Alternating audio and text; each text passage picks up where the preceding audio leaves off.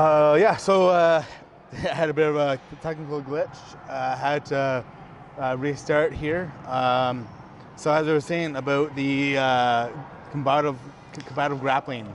Yeah, so as I was saying there, so in 2013 here at Garrison Petawawa, so I established the first ever military combatives grappling championships. We only had probably about a dozen competitors Really? at that time. Yeah, it was very, very new. Were they all from Petawawa? Or? Yeah, all from Petawawa. Okay. And then so this coming year, will be the 5th annual now tournament for 2017 in June. So we're looking at a date of 24 June for the next one. And what we've seen over the past 4 years is that the tournament has grown exponentially. Now we get hundreds of competitors that come to the tournament from across Canada, representing the Army, Navy, Air Force, and Special Operations. So it is truly a national level combatives tournament. We've also, since that time, we've also been now spawning the other tournaments, other combatives tournaments. This month alone, on the 13th of December, they were at CFB Valcartier in Quebec. They had their first inter-battalion tournament, the Vendu. That's amazing. And and there's developments now occurring out west in Alberta and places like that to have other tournaments that are combatives grappling tournaments. The intent is that over the next few years, we'll have regional level combatives tournaments, and then we'll have a national championships here in Petawawa. The other part of that is that I'm also using this as a vehicle for the development of a first ever Canadian Armed Forces national grappling team that will travel the world competing, both in civilian tournaments like the IBJJF tournaments, NAGA, all those different tournaments, and also obviously at other military grappling championships in the United States, overseas, and things like that. The other part we've done in conjunction with the combatives tournaments is we've also combined it or made it as an opportunity as a fundraiser for Soldier On. Cool. So to help soldiers that are injured and trying to come back from injury and get back into sports and things like that. So we use it as a fundraiser for Soldier On as well. So that's not only something that will promote and cultivate the development of warrior culture and warrior spirit, but also as a fundraiser to raise money for other warriors who are now in need of our help. And that's why we've combined the two. Always a good cause. Yes, absolutely. And I find just jiu-jitsu in general, from the people I've talked to, and I'm sure there's people that are watching us that comment that jiu-jitsu has played quite a big part in a lot of soldiers transitioning after serving overseas. Yes, absolutely. Well, a couple of years ago, the United States military actually brought specifically the practice of Brazilian jiu-jitsu, grappling in general, as a form of treatment for PTSD. So there is and folks who do this kind of thing, it's like when you do general physical fitness training. There are obvious, well-known, well-proven, health benefits, both physically and mentally, for training and working out and dieting and all those kind of things, but specifically through the practice of the martial arts, and not just jiu-jitsu specifically, but Brazilian jiu-jitsu is something that they honed in on specifically. Martial training and the focus and the discipline required, obviously the physical fitness aspects to it, that social environment, all of those things, they're now recognizing and using as a form of treatment in conjunction with other forms of treatment for PTSD. And that's now become a well-known thing in the United States, and I'm hoping that it will slowly start to creep its way into Canada in a bigger way, and specifically for the military. I think it's critically important. These kind of things have to be addressed early and aggressively. And I think this is certainly one way to help in conjunction with the other forms of treatment to help. And I hope that we're going to continue to grow it in the military. We're at a point now where we have grappling clubs, BJJ clubs, things like that, pretty much at every base in Canada now, and that's happened over the last 36 months. So in conjunction with the the combatives aspect of grappling, the things that I'm doing on the combative side, and the development of a combatives, a Canadian unique only combatives program for Canada. In conjunction with that, on the more sportive aspect, more recreational side of it, is to bring Brazilian Jiu-Jitsu into the Canadian Armed Forces as a recognized sport. Yeah. And we're getting there. It gets stronger every day. I'm making the arguments in Ottawa, lobbying there, and to bring it into the Canadian Armed Forces. I think that's amazing on both fronts. I've been a big supporter of both jiu-jitsu for PTSD and just for recreational in general. There's a few fellow military guys I got into jiu-jitsu when I was out in Esquimalt, in Victoria, BC. They will agree. Doesn't matter how bad a day is, you get on the mats and it makes it all that better, right? It's a kind of, for me, I always tell guys, for me, my therapy is jiu-jitsu. Yeah. When I'm rolling, when I'm on the mats here, nothing else matters. Yeah. I am single-mindedly focused on what I'm doing, and all those problems just fade away, they disappear. And it's quite something to be involved in, and it's a calmness and a peacefulness that's hard to describe unless you do it. Mm-hmm. Yeah. I know. I've tried to sort of describe it. Like, so your therapy is choking other guys. I'm like, well, I'm getting choked out, I guess. I mean, when you say it like that, it doesn't sound very good. Yeah, it doesn't. I know, right? But there it is, because I mean, to me, there's so much more to it, right? Because the whole problem-solving aspect to it all, right? It really is three-dimensional chess. Yeah. Exactly. There's so much. I have my friends that call it the laboratory because you're just labbing out everything. I'm like, you're working troubleshooting skills. You're working, learning biology and physics at the same time. Really working those. It's all of those things, and that probably really is the best way to describe it. It's problem solving under pressure. Yeah. And there's so many things you have to bring into it. You're making split-second decisions. You have to decide what to do, what not to do. The timing, space, and weight, and angles, and leverage, and everything comes in, and all of that could be happening in thousandths of a second. And you're learning how to focus and concentrate, and that I think is probably the most important skill that you learn in jiu-jitsu and in a lot of other martial arts in general, is that you learn how to problem solve and think rationally under pressure. Mm-hmm. There's an old expression that the samurai had, was that the solution to your problem is found in the serenity of thought. So it's like being in the eye of a storm. Yeah. And you have to learn how to be comfortable in chaos. Mm-hmm. You have to learn how to be in the fight and out of the fight at the same time, so that your mind stays calm, so you can decide what to do. Being comfortable in an uncomfortable position. Yes. Yeah. And be comfortable when you're uncomfortable. Yeah. And which is I think, from what I understand, I think that's what really helps with the veterans and for soldiers. I know there's a few clubs down in U.S. that have a veterans class that they run. I have a few friends in those, and a few other friends through the community that are ex-military. And that's from what I understand. That's what they're getting is that being comfortable in an uncomfortable position. That kind of makes it, the mats at home, you know? Yeah, I've had, I've had some of my own students here, being a professional military officer and an instructor here.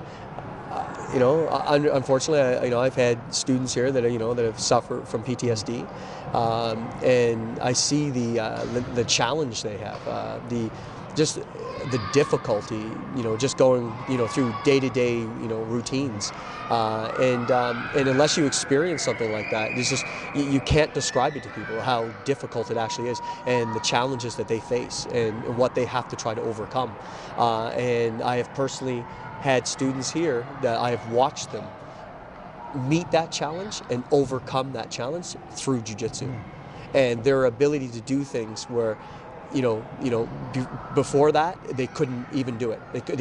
They couldn't be in a crowd. They couldn't be on the base. They couldn't be in the environment. It would trigger all of their PTSD.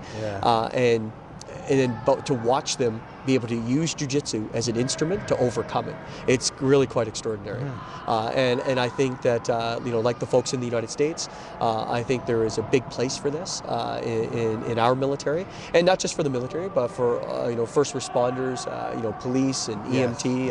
And my brother is a police officer out west, and and there's all kinds of different stressors that will push people to a breaking point. And my brother is a martial artist as well, and and we've talked about it on numerous occasions as to what the benefits are, and the discipline and the focus and that ability to work through a challenge and to be comfortable when you're uncomfortable, and realize that it's just part of overcoming that which tries to keep us down.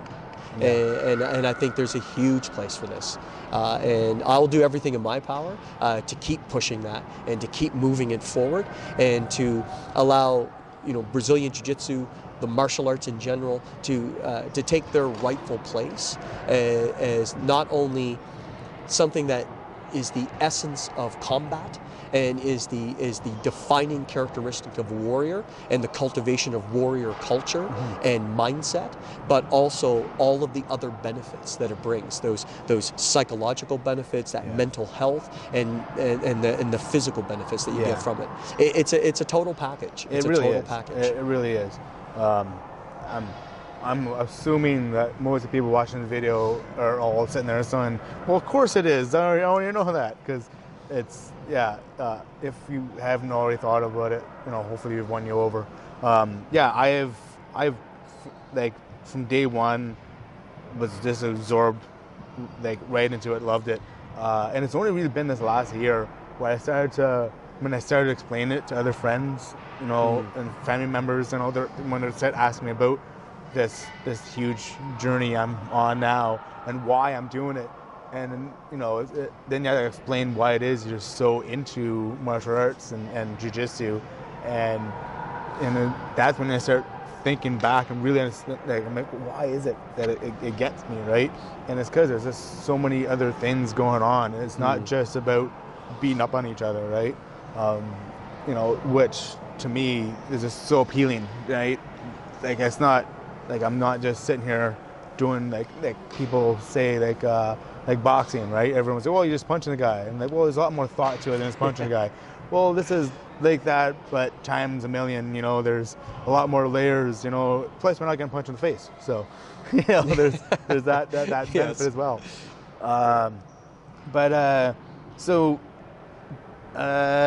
U.S. Or other allied armies, are there any other kind of grappling teams out there? Yes, the U.S. military, they've been doing their combatives tournaments since 2005. Okay. So we're playing a little bit of catch up with them, and they have some big combatives programs already in the United States, like MACP, for example, SOCP for special operations, and there's all kinds of different programs in that. But some of these are very large programs, and they have millions of troops that are currently training combatives every day of the week. Okay. And yes, they have a U.S. national team, and there's a lot of combatives teams throughout our allied forces, all of our NATO forces, the UK, many different countries have combatives teams, or they actively pursue combatives as part of their warrior culture and part of their routine day-to-day training.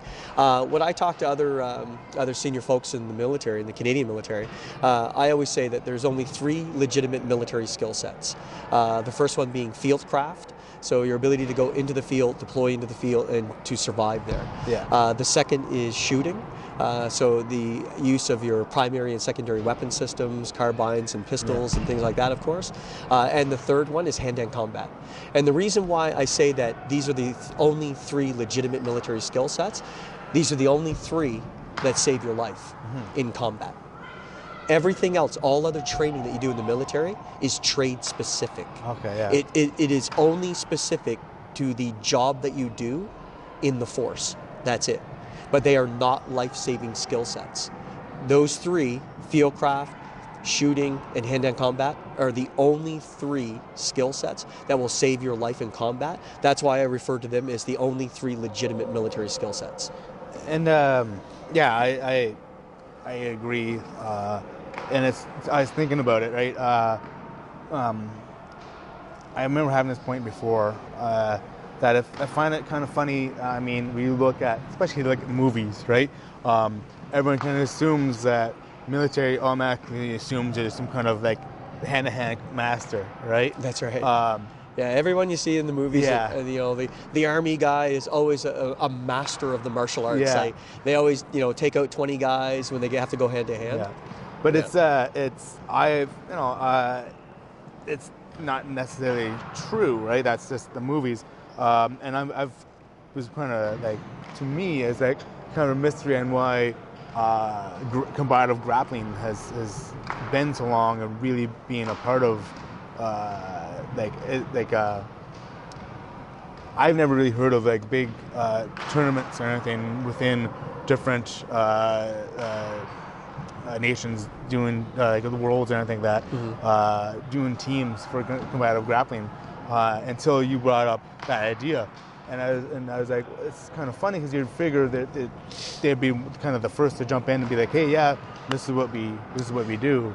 Yeah, and I think quite honestly the problem there is that I think as a force, as a whole, just as a general comment, I just think our problem is that we don't value it.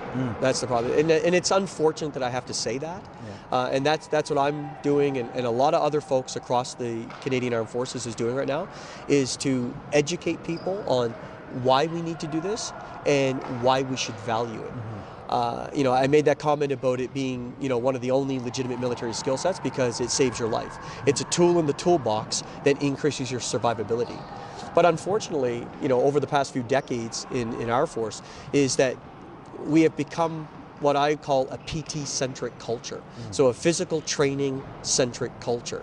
So we think that, if somebody can do a 10K run, or can lift weights, or do circuit training or something like that, we say now that they're fit to fight. And I personally, as a combatives guy, completely, utterly disagree with that. Fitness is only one aspect of what you need to be physically capable of combative action in a theater of combat. That's it. It's not an end in and of itself.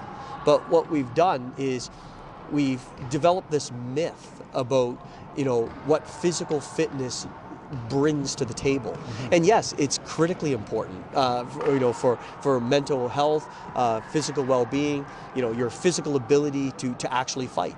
There, the analogy I like to use is there is not a single boxer in the world that would go into the heavyweight champion of the world would never go into a title fight and not do their 5 a.m. road work. Yeah. Not a single boxer on the planet would do that.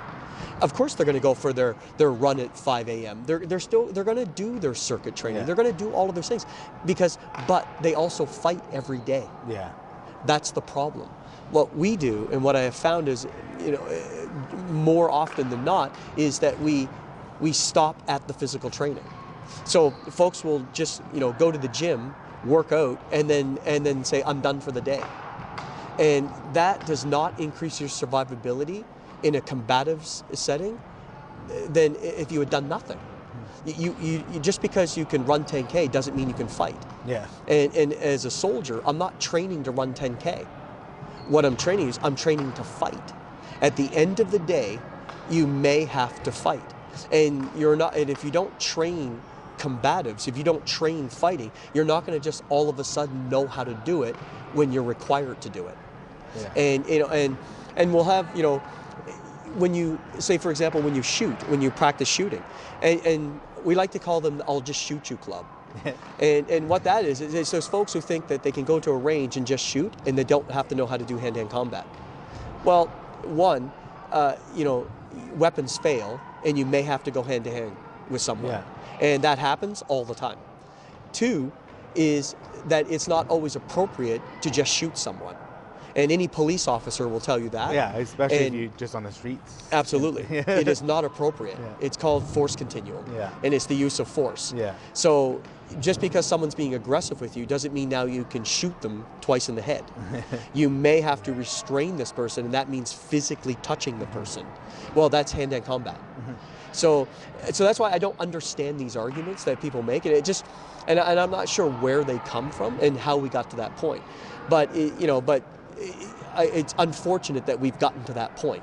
So what we do in the combatives movement is that I see it as not only instituting routine, regular combatives training that we value as part of our culture, as a warrior culture, but also educating people as to why they need to value it.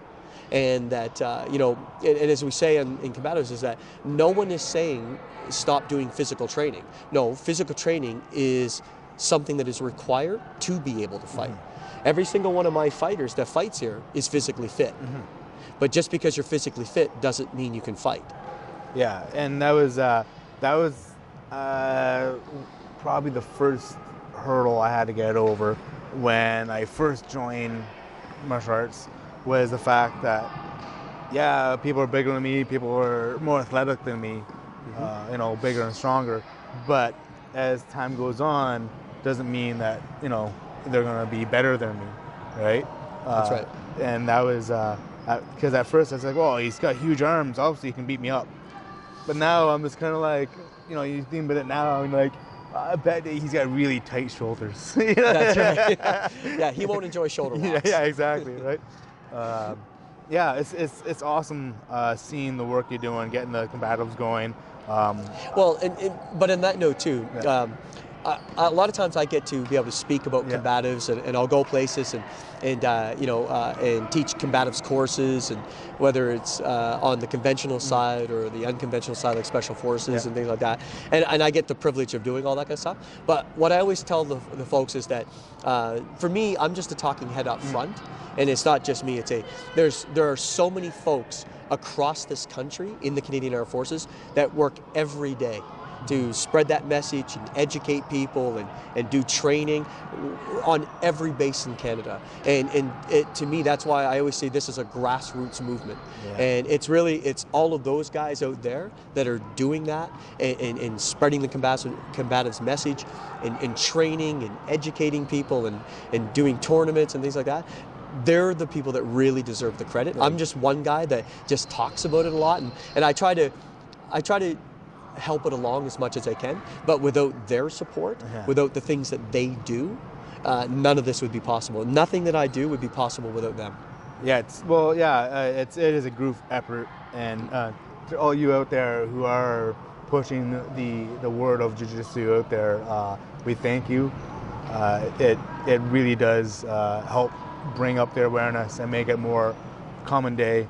I find, like you said earlier, like about first responders and police. I find, like, in general, I find jiu-jitsu is just better for everyone. We should all train jiu-jitsu. But anyone in any kind of in the forces, in first responders, police, all of it, any kind of security, like it just makes it your job so much better or easier, or however you would describe it, just to be you're better equipped, I believe. Yes. I always like to say it's like it's like being a handyman. It's like to put all the tools in the toolbox, and then when you're confronted with the problem, you just grab the tool you need from the toolbox. Yeah. That's all you need to do. Yeah. But it's about, and that's all about increasing both your survivability in a particular situation, but also your resiliency to come back from it, to be able to deal with traumatic situations, working traumatic environments, and to be able to deal with a catastrophic event. And there's enough cannot be said about the mental resiliency and the physical efficiency that is developed through the routine practice of modern hand-to-hand combat, Brazilian Jiu-Jitsu specifically, and martial arts in general. Well, yeah, and I look forward to that growing more and more. I wish to see a day or to see a team, down the road, We will. watching Worlds and see, an actual, Forces team there, Yes. representing, Canada on a platform, not just Canada, but like other countries as well. Like I think that'd be great. Even if it was just a tournament that was different forces, Yes, um, absolutely. I don't know why I came on this idea in the back of my head of the remember the movie Best of the Best. Oh Yeah, yes, yeah, yeah, yeah. yes. Where it was the nations doing That's right. taekwondo. Yeah, yeah, Yep. yeah. Only no head kicks this time, right? just arm locks. That's right. Yeah, and I think that'd be great. I would Yes. love to see that. Not just of like, hey, let's get jiu-jitsu in the Olympics. I mean, like, of actual like forces teams Yes. competing and I am- sharing in their knowledge. Right? And I am absolutely confident we will get there. Yeah. I'm no doubt in my mind. It's a sheer force of will. I believe that irreversible momentum is beginning, and that we will have it because it is part of our culture. We will make it part of our culture, Nice. No single warrior on this planet would disagree with the fact that hand-to-hand combat is the essence of the warrior tradition, and we will get there, Nice. and we will bring it back, and we will restore it to its rightful place. And in the meantime, you can come train here on the mats. It's been awesome chatting with you as always. Thank you very much, Robert. I believe we've gone a bit long with this one, but we usually do when you and I Yes. chat. It's been awesome, and thank you again for doing this, for was my doing pleasure. what It you was my do, pleasure. and for all you out there, until next time, I see you on the mats. Oos.